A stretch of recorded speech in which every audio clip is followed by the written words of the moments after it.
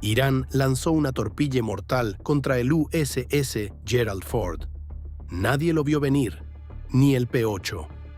A Poseidón, que orbitaba a 7.600 metros de altura sobre el grupo de ataque, ni los SH-60R Seahawk, que ejecutaban pasadas de sonar activo en círculos alrededor del portaaviones, ni el USS Winston Churchill, el destructor designado como comandante de guerra antisubmarina del Gerald Ford, con su sonar de arrastre funcionando a plena sensibilidad, ni el propio sonar de casco del Gerald Ford, ni las 47 boyas sonar que el P-8A había lanzado sobre el sector de búsqueda sur durante las 6 horas anteriores.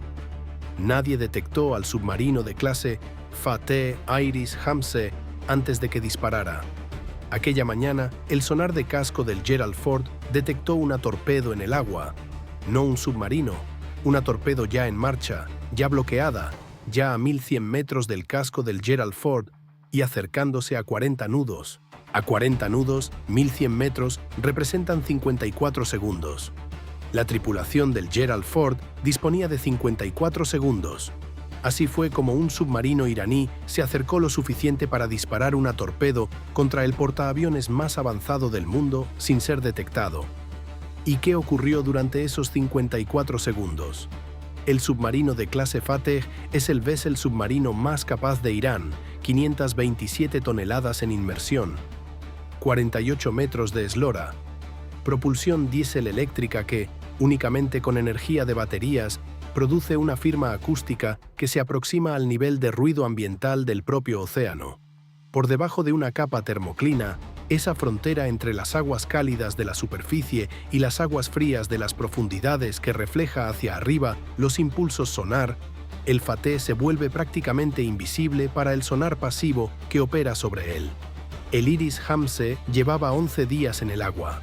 Había partido de Bandar Abbas semanas atrás, navegando a 3 nudos durante 792 millas náuticas a través del fondo del mar de Arabia hacia una posición que la inteligencia iraní había calculado estaría dentro del área de operaciones probable del Gerald Ford. No conocía la posición exacta del portaaviones. Conocía la caja operativa del navío, esa zona de 80 por 40 millas náuticas documentada en los avisos de seguridad marítima a los buques mercantes. Se posicionó en la esquina suroeste y esperó 4 días. 4 días después, al amanecer, el Gerald Ford atravesó la esquina noreste de su zona de vigilancia. El sonar pasivo del Hamse detectó su firma de propulsión a 14,2 millas náuticas. El Hamse llevaba 4 días esperando ese momento. Lo que sucedió en los siguientes 10 minutos y 36 segundos constituye los 11 minutos más peligrosos de todo el despliegue del Gerald Ford. La Balfajr es la torpedo pesada principal de Irán, 533 milímetros, 300 kilogramos de cabeza de guerra, 40 nudos, aproximación guiada por cable y luego guiado acústico activo en la fase terminal, alcance máximo de 14 kilómetros. El Gerald Ford se encontraba a 14,2 millas náuticas cuando el Hamse lo detectó por primera vez, fuera del alcance de la Balfajr. El comandante esperó. Maniobró perpendicularmente al rumbo del Gerald Ford. Los disparos de través ofrecen una geometría más sencilla y trayectorias de interceptación más cortas que los ataques frontales. Esperó hasta que el Gerald Ford estaba a 9,1 millas náuticas y el Hamse se encontraba a 6,8 millas náuticas del casco. Probabilidad máxima, tiempo de evasión mínimo. El Hamse disparó. 8 segundos después de que la Balfajr entrase en el agua, el sonar de casco del Gerald Ford detectó la torpedo, no el submarino, la torpedo, 1.100 metros, 54 segundos. En 54 segundos a bordo de un portaaviones de 100.000 toneladas, no se puede hacer gran cosa. No se puede acelerar hasta la velocidad de evasión. La velocidad máxima de 30 nudos del Gerald Ford requiere aproximadamente 4 minutos para alcanzarse desde sus actuales 18 nudos. No se puede virar con suficiente brusquedad para presentar la sección transversal más estrecha del casco a la torpedo en 54 segundos. Lo que sí se puede hacer en 54 segundos es lanzar contramedidas y virar. El sistema de defensa contra torpedos del Gerald Ford se activó 2 segundos después de la detección.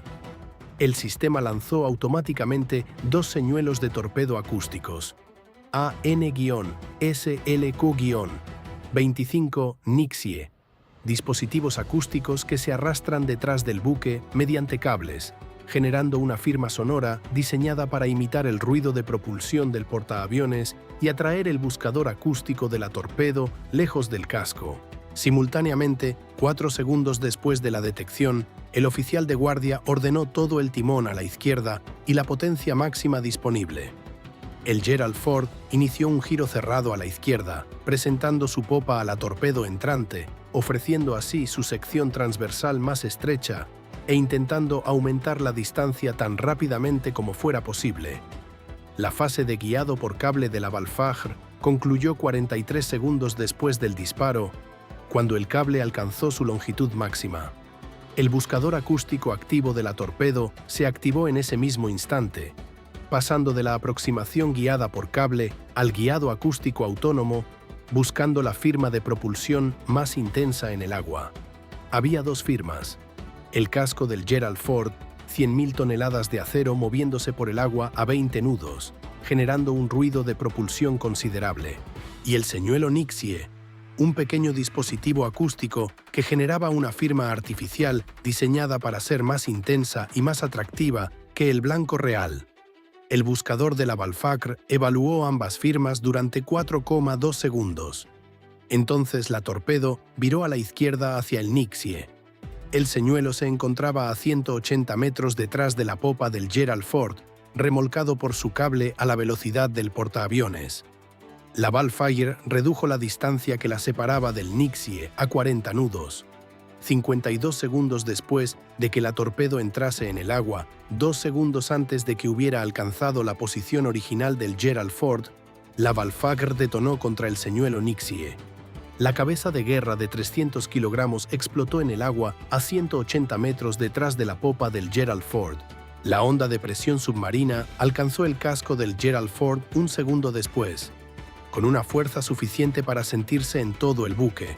Un impacto sordo y resonante transmitido a través del casco que hizo caer equipos de las estanterías en el centro de información de combate y proyectó a 2 marineros al suelo en la sala de máquinas. Ninguna penetración del casco, ninguna vía de agua, ningún daño estructural. El Gerald Ford había sobrevivido a la detonación de una torpedo a 180 metros. El P-8A recibió la alerta de torpedo pocos segundos después de la detección. Calculando hacia atrás a partir del ángulo de aproximación y la velocidad de la torpedo, se obtuvo una estimación del punto de disparo a 6,8 millas náuticas del Gerald Ford en una marcación de 247 grados. 4 boyas sonar fueron lanzadas minutos después. Poco más tarde, la boya sonar Delta 4 detectó un transitorio mecánico, un sonido característico de un submarino ajustando su lastre tras haber disparado. El Hamze no había huido a velocidad máxima. La velocidad máxima lo habría delatado. Había reducido a velocidad mínima y se había hundido más profundamente, intentando desaparecer de nuevo en el ruido en el que se había estado ocultando durante 4 días. La tripulación del P-8A lo tenía localizado. Una torpedo ligera, Mark 54, fue lanzada minutos después. El Hamze detectó sus pings de sonar activo 14 segundos más tarde. Su comandante ordenó velocidad máxima de emergencia, 12 nudos, el máximo del Fateh en inmersión. La Mark 54 corría a 40 nudos, acercándose a 28 nudos. 63 segundos después de entrar en el agua, la Mark 54 detonó contra el casco presurizado del Hamze. 7 minutos y 22 segundos separaron el disparo de la Balfagr de la destrucción del Hamze. No hubo supervivientes. El balance final es el siguiente.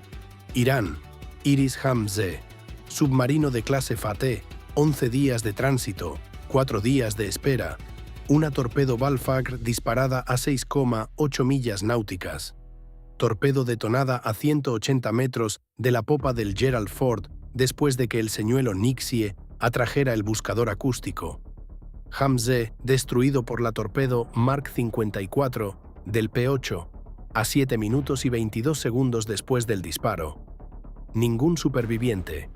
Estados Unidos, Gerald Ford, onda de presión sobre el casco. Daños materiales. 2 marineros con heridas leves por haber sido proyectados por el impacto. 0 vías de agua, 0 penetración del casco. El P-8A detectó al Hamse 2 minutos después de la detonación de la torpedo. La Mark 54 destruyó al Hamse 5 minutos y 22 segundos después de la detección. Gerald Ford plenamente operativo. Las operaciones aéreas se reanudaron menos de 1 hora después del incidente. Esta historia no trata sobre la torpedo ni sobre los 54 segundos. Trata sobre los 11 días. El Iris Hamse pasó 11 días colocándose en posición, 11 días de silencio, 11 días de paciencia, 11 días funcionando con una potencia de batería mínima bajo una capa termoclina, mientras la red de guerra antisubmarina más sofisticada del mundo rastreaba el agua sobre él sin encontrarlo. Encontró su solución de disparo. Disparó. La torpedo fue derrotada por un señuelo que cuesta $50.000 frente a una torpedo Balfagr que cuesta aproximadamente $1.500.000. Fue detectado y destruido 7 minutos y 22 segundos después de disparar, pero no fue detectado antes de disparar. Esa es la parte que importa. 47 boyas sonar, 2 Seahawk, un P-8. A Poseidón, el sonar de arrastre del Churchill, el sonar de casco del Gerald Ford, ninguno de ellos encontró al Hamse en 11 días. Él encontró primero al Gerald Ford, nadie lo vio venir. El señuelo Nixie, ese dispositivo acústico remolcado por cable que forma parte del equipamiento estándar de la Marina de los Estados Unidos desde hace casi 5 décadas, salvó al Gerald Ford.